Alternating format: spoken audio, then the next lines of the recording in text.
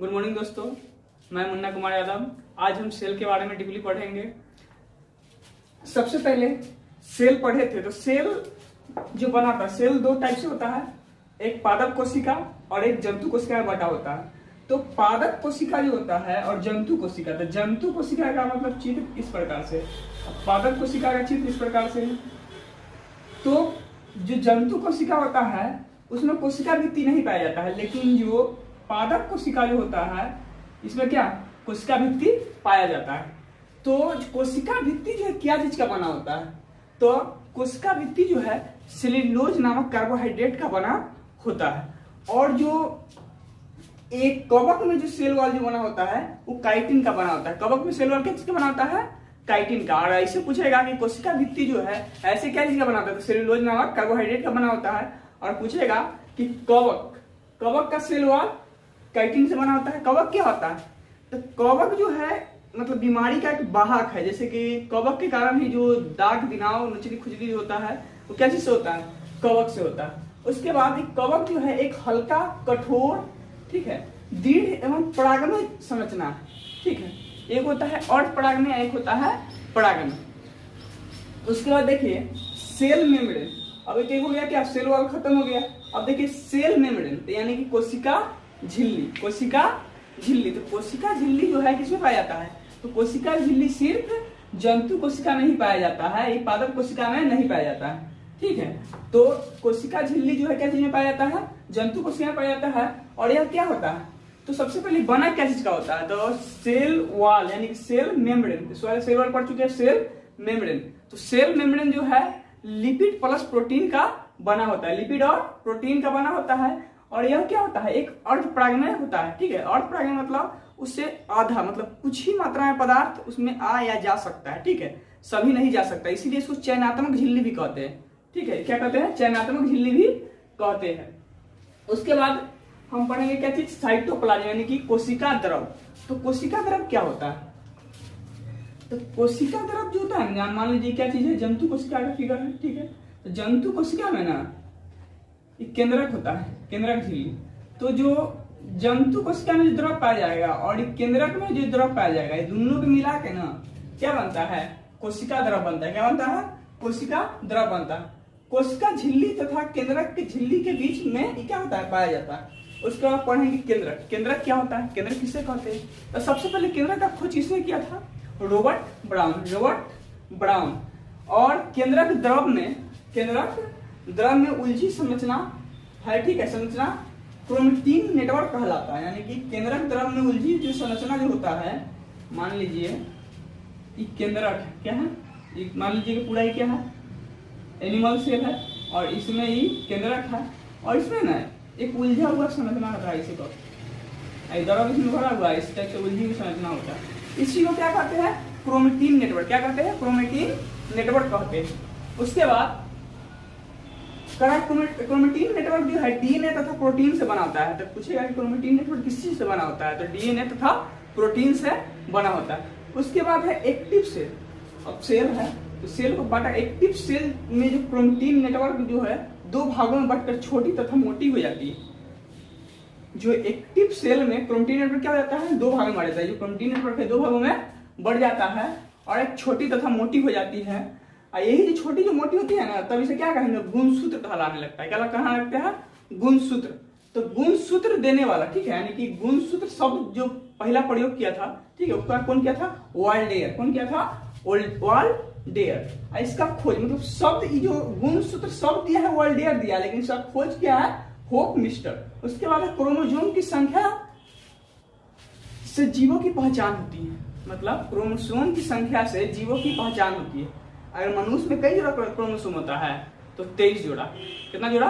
23 जोड़ा, नहीं कि 46 को। तो पूछेगा कि सबसे कम क्या चीज? सबसे कम क्रोमोसोम किसमें होता है? तो एक एस्केरिस है। क्या है? एस्केरिस। ठीक है, और सबसे ज्यादा क्रोमोसोम किसमें होता है? तो रेडियो में होता है। चलिए दोस्तों, तो हम गुणसूत्र के बारे में आगे पढ़ते हैं। तो हम बताए थे कि सबसे कम गुणसूत्र जो होता है एस्केरिस में होता है और सबसे ज्यादा क्या होता है?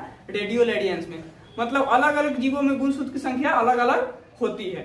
जैसे कि मान लीजिए शेर हो गया, बिल्ली हो गया और बाघ हो गया। तो तीनों एक ही वैरायटी है। क्या है? तीनों एक ही वैरायटी है। देखिए तीनों का क्या थोड़ा मूंछ निकल रहता है। क्या रहता है? मूंछ निकला हुआ रहता है। यानी कि शेर, ठीक है, बाघ, शेर, बिल्ली, तो तीनों में कितना होगा? 38 होगा। कितना होगा? 38 होगा। मक्खी, तो मक्खी में 12 गुणसूत्र होता है। मक्खी में कितना होता है? 12। अब मक्खी थोड़ा छोटा है, क्या है? मक्खी से छोटा क्या है? मच्छर है, तो उसमें क्या है? 6 गो होगा। ठीक है। उसके बाद प्याज में होता है 16, प्याज में 16, और मेढक में 26, मेढक में कितना होगा? 26 होगा। उसके बाद आम, उसका क्या होगा? आम और चूहा, आम और चूहा दोनों में कितना होगा? 40 होगा। आम और चूहा, आम और चूहा, चूहा आम को खाया था, कितना? 40 दोनों का। लेकिन देखिए गेहूं, गेहूं और खरगोश, गेहूं और खरगोश, तो गेहूं में 42 और खरगोश में कितना? 44। गेहूं में 42 और खरगोश में 44। उसके बाद इधर देखिए मक्का, चिंपैंजी और आलू, तो मक्का में 20 होता है, लेकिन चिंपैंजी आलू दोनों याद कर लीजिए, चिंपैंजी और आलू 48 यानी 48। चिंपैंजी और आलू कितना? 48। और एक चीज देखिए भालू, टमाटर, चावल, भालू, टमाटर, चावल, भालू, टमाटर, चावल, चावल यानी 24, चावल 24, तब भालू, टमाटर, उसके बाद चावल, आपका कितना हो गया? 24। तो हम जानेंगे कि अलग अलग जीव में गुणसूत्र की संख्या अलग अलग होती है। अब हम पढ़ेंगे मेल और फीमेल। तो मेल और फीमेल यानी कि मानव में गुणसूत्र कितना होता है? तो मानव में गुणसूत्र की संख्या कितना है? 46 है, यानी कि 23 जोड़ा। कितना जोड़ा? 23 जोड़ा। तो मान लीजिए, अच्छा ये मेल है और ये फीमेल है, मेल और फीमेल, तो 22 और 22 दोनों में रहता है। ठीक है। अब प्लस मेल में जो है ना x प्लस वाई गुणसूत्र, इसमें क्या होता है? x और x होता है। तब देखिए 22 तो दोनों में है ही, लेकिन 22 प्लस x, 22 प्लस x, इसका भी जब 22 प्लस x जब दोनों मिलेगा ना, जैसे कि जन्म क्रिया के दौरान, ठीक है, जब निषेचन होता है तो जन्म क्रिया के दौरान जो होता है कि मेल के शुक्राणु से मेल के शुक्राणु में x प्लस वाई क्रोमोसोम रहता है और फीमेल में XX रहता है। तो अगर मेल के शुक्राणु से अगर X क्रोमोसोम निकलता है और फीमेल के शुक्राणु से भी X निकलता है, तो होने वाला जो बच्चा होगा वो क्या होगा? लड़की पैदा लेगी। क्या होगी? लड़की होगी। लेकिन अगर मेल से क्या चीज? Y और फीमेल से X, मेल से Y और फीमेल से X, तो होने वाला बच्चा क्या होगा? लड़का होगा। यानी कि लड़का और लड़की पैदा करने का जो मतलब क्षमता है, ठीक है, ये किसमें है? सिर्फ मेल में ही है, क्योंकि मेल में ही X और Y क्रोमोसोम पाए जाते हैं। फीमेल में तो ऑलरेडी X से X है। ठीक है। तो कभी कभी मतलब समाज में बहुत सारा ऐसा कुरीतियां है जिसके कारण मतलब महिला को दोष दिया जाता है कि मतलब इस महिला के कारण उसको मतलब लगातार बेटी पैदा हो रहा है, तो मतलब उस महिला को दोष दिया जाता है, लेकिन दोष पुरुष का है। ठीक है।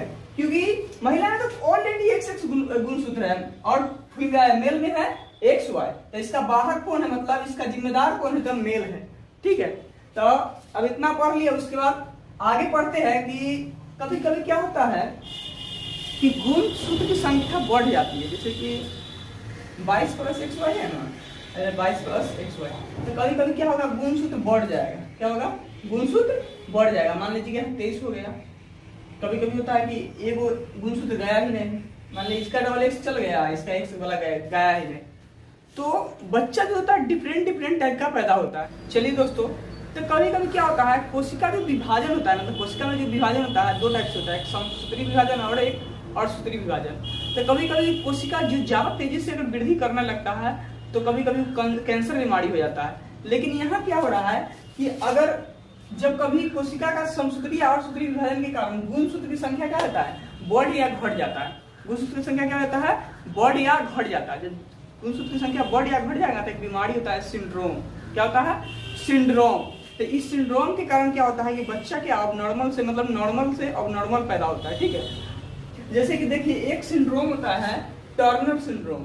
तो इसमें क्या हो जाएगा कि अगर 46 गुणसूत्र है तो उसमें क्या होता है? एक गुणसूत्र घट जाता है, यानी कि 45 से रहता है। ठीक है। तो 45 रहता है तो इसमें क्या होता है? जो औरत जो मतलब होती है वो बांझ कहलाती है, ठीक है, मतलब उसको बच्चा नहीं होगा, ठीक है। और ये फीमेल में होता है, टर्नर सिंड्रोम किसमें होता है, फीमेल होता है। एक होता है क्लिनीफेल्टर, क्या होता है, क्लिनीफेल्टर। तो इसमें क्या होता है, गुणसूत्र की संख्या बढ़ जाती है, गुणसूत्र की संख्या क्या हो जाती है, बढ़ जाती है। और ये क्या होता है, सिर्फ मेल में होता है, और जो मेल होता है वो नपुंसक कहलाता है, मतलब सब अंग होते हुए भी क्या है, वो नपुंसक है, वो बच्चा पैदा नहीं कर सकता है। एक होता है डाउन सिंड्रोम, क्या होता है, डाउन सिंड्रोम। तो देखना है कि डाउन सिंड्रोम वाला जो व्यक्ति होगा ना, उसको नॉर्मल नहीं होगा, मेल फीमेल दोनों में हो सकता है, ठीक है। और वो मतलब उसका कुआं निकल जाएगा, ठीक है, वो होठ तक हो जाएगा, ठीक है, मतलब उतना वो नहीं, इतना थोड़ा चौड़ा हो जाएगा, ठीक है। और उसका शरीर का ढांचा अलग ही टाइप का होगा, ठीक है। तो ये मेल और फीमेल दोनों में होता है। और चौथा क्या है, पटाव सिंड्रोम। पटाव सिंड्रोम नाम ऐसा नहीं पड़ जाएगा आपको, ठीक है। तो ये पटाव सिंड्रोम, इसमें भी क्या होता है, गुणसूत्र की संख्या बढ़ जाता है, गुणसूत्र की संख्या क्या होता है, बढ़ जाता है। और इसमें क्या होता है, व्यक्ति का होठ भी ऊपर वाला होता है ना, वो कटा होता है, ठीक है। आप लोग गाँव देहात में देखे होंगे कि उसका होठ क्या होता है, कटा हुआ रहता है, जिसको पटाव सिंड्रोम होता है, ठीक है। तो इसमें क्या होता है, ये भी गुणसूत्र की संख्या बढ़ जाने के कारण होता है। तो देख लीजिए कि अगर गुणसूत्र की संख्या अगर बढ़ जाएगा तो कौन कौन से बीमारी हो रहा है, टर्नर, क्लिनीफेल्टर, डाउन सिंड्रोम, पटाव सिंड्रोम। अब हम जानते हैं कि जो हिजरा या किन्नर वो कैसे पैदा होती है।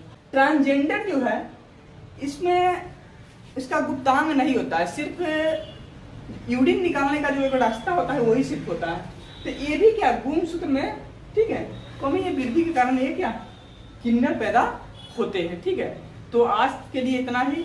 और कोशिका के बारे में, माइटोकॉन्ड्रिया के बारे में, लाइसोसोम के बारे में आगे पढ़ेंगे कि कैंसर किस कारण से होता है, ठीक है। तब तक के लिए थैंक्स। द स्टडी विद अभी को सब्सक्राइब करें और वीडियो